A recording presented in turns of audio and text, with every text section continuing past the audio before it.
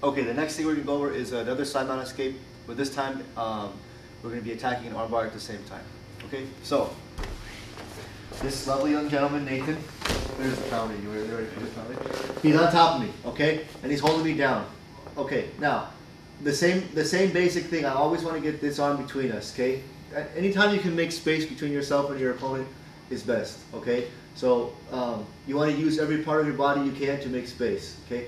Always keeping your limbs in tight. You don't want to let any of your arms or legs dangle. Okay, that's anytime you're dangling, you're giving a guy, a good submission guy, an opportunity to attack you. Okay, so anytime you're on the bottom, especially, you always want to have your limbs in tight. Okay, nice and tight, close to your body. So this arm comes in here, nice and tight to his body. This arm comes in front of his throat, just as if I'm trying to get an underhook here. Okay, but instead, this time when I push him up, okay, I'm going to do the same thing. At the same time, notice both of my feet are together. Now this time I'm lifting my hip straight up. See what? Okay. Oh, maybe okay. No. So so I'm here, no problem, and Nathan's on top. Now both of my feet are together this time. I'm not. A lot of times I flatten one of my legs. I'm not in this position. Okay. From here, my hands are together. I'm going to bridge my butt up. At the same time I come up, when I come down, I push him up. Okay? So it's kind of a two-part movement. Because you're not going to have the leverage, hold down tight, okay? I don't have the strength, especially if the guy is as strong or stronger than I am. I'm not going to have the strength to push him up, okay? But I do have strength with my arms. But my body does have strength, okay? So when I go like this, no matter how heavy he is, usually I'm going to be able to get him to come up in the air, okay? So I've done this, but you'll notice now his body's up in the air a bit, okay? About maybe 7 inches off the ground, depending on how high your bridge is. So when I come down, my arms are going to push the extra distance, okay? So I'm pushing up, but my body's coming down to make that space. So I'm keeping him here with my arms.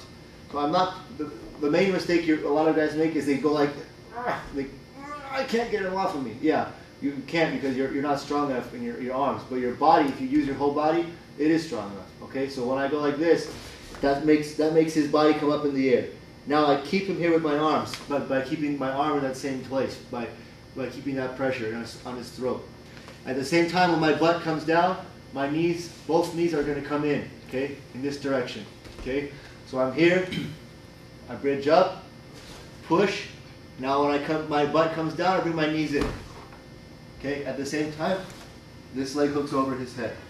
Okay, and now I have, is this called an arm bar? Just an arm bar. I have an arm bar, yeah.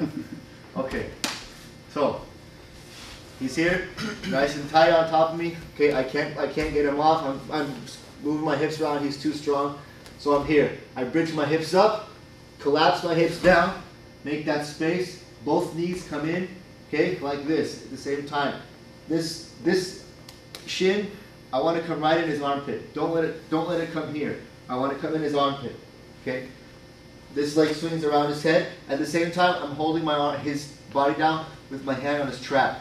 Don't let him go because he'll just get out too easily. Okay.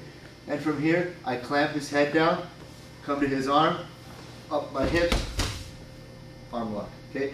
When you arm lock, make sure you hold the guy's wrist down. Usually a good judge is that his thumb is up in the air and that his elbow joint is facing up. If his hand is turned, he can escape. Okay? If his hand is turned, he can escape. But with his elbow in the right position, I have the right pressure to break his arm. Okay? To get the tap. So one more time. He's on top. I'm going to bridge up.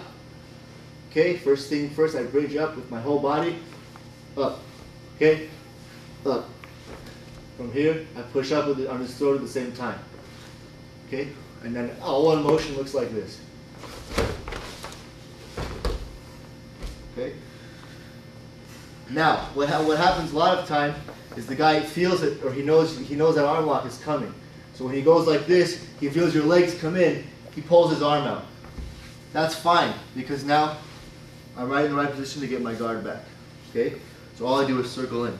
So if you can get the arm lock, wonderful. Okay? You're here, I bridge up. Oh, great, I arm locked him. Okay? fight's over.